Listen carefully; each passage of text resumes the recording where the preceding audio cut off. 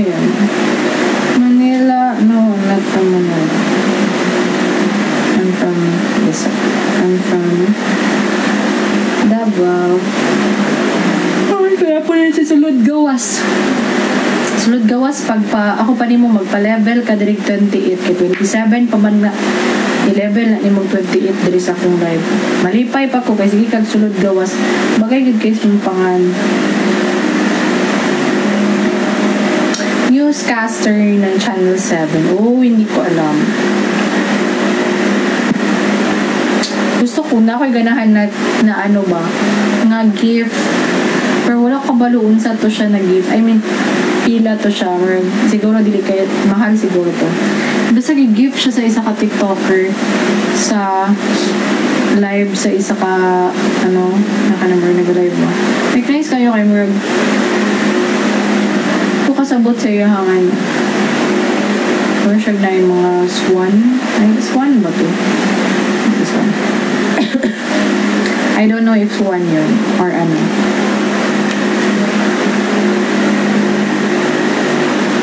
Mag-ano kayo guys? Like, swan to siya. Ah, okay. Katong mag-open siya. I don't know. Mahal to, diba?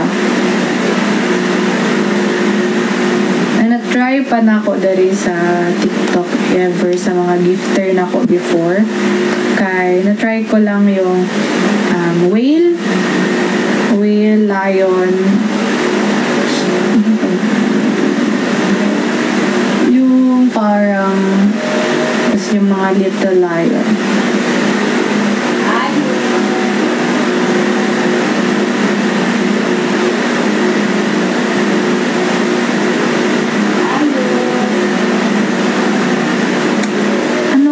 Magandang pasyalan sa Davao.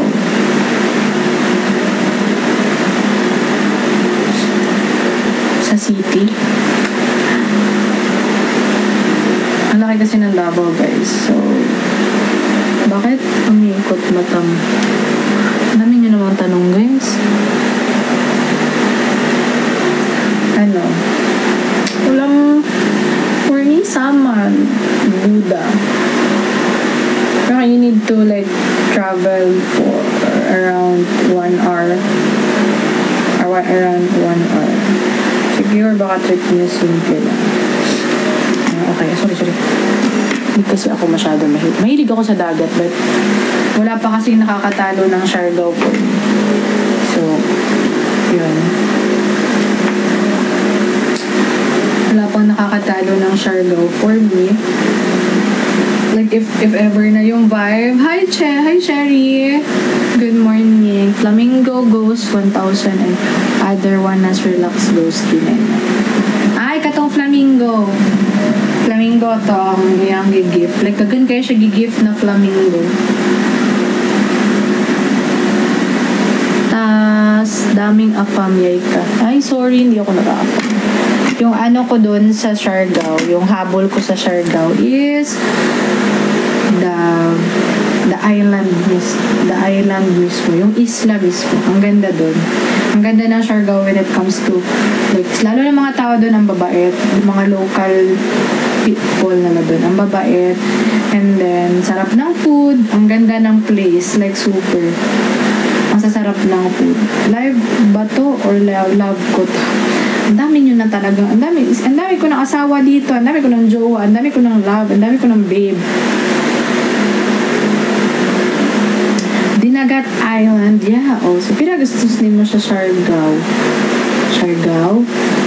Dako among gasto sa Siargao.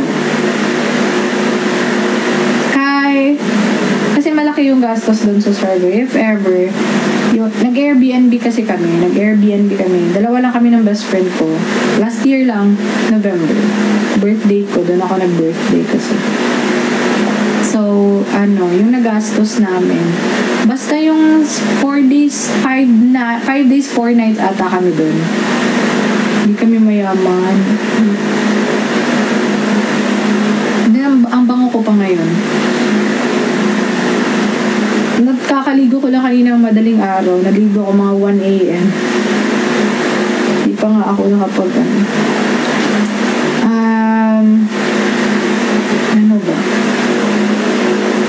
yung nagastos.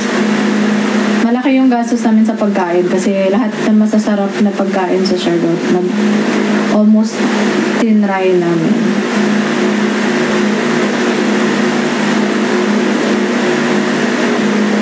Kasi so expensive in the Nagat.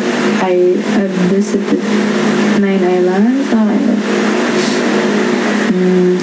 Tapos pumunta kami ng north ng Siargao. Nagmotor lang kami. Tapos, yung pa talaga, yung motor na everyday.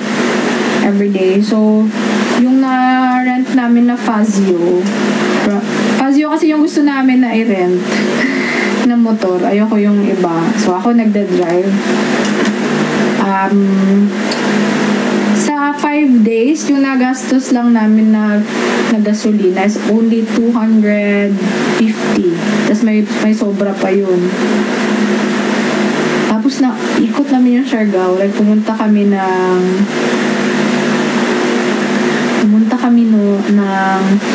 north. Nagpunta kami ng Trogon's Perch. Tama ba? And Pacifico. And then ang dami namin kinainan doon. Kumain kami. The best na pagkain sa Siargao, go for Seb. Yung mga kinilaw nila doon. And like, may iba naman sila but the yung specialty nila is ceviche. So yeah, that's the reason na Seb yung pangalan. Kaya mga kinilaw. Ceviche. Ang sarap doon. Pero hindi naman siya mahal. Hindi siya mahal. Okay lang. Price range doon is like so. Siyempre, kapag nag-travel ka, doon ka na lang, kakain ka talaga sa mga, pumunta ka ng Cebu, kumain ka ng lechon sa Talisay. Sa Davao naman, if you're planning to have a vacation here, kung nasa city lang kayo, boring dito. Lalo na kapag iinom kayo. Kasi 12 a.m. cut off na ng tapos 1 a.m. close na yung mga bar. Surfing in Pacifico or Cloud9? Hindi ako nag-surf. Sorry, hindi ako nag-surf talaga kasi natakot ako kasi masugatan ako. So hindi ako nag-surf. Nagtambay lang kami dun sa Cloud9. Surfing, Pacifico. For me, Pacifico. Kasi mas maganda doon. Kasi doon kasi diba sa Cloud9 pupunta may sa kabila sa left side yung mga pang beginner, sa right side doon yung sa may na yung mga pang is mas okay sa Pacific. For me mas okay yung Pacifico.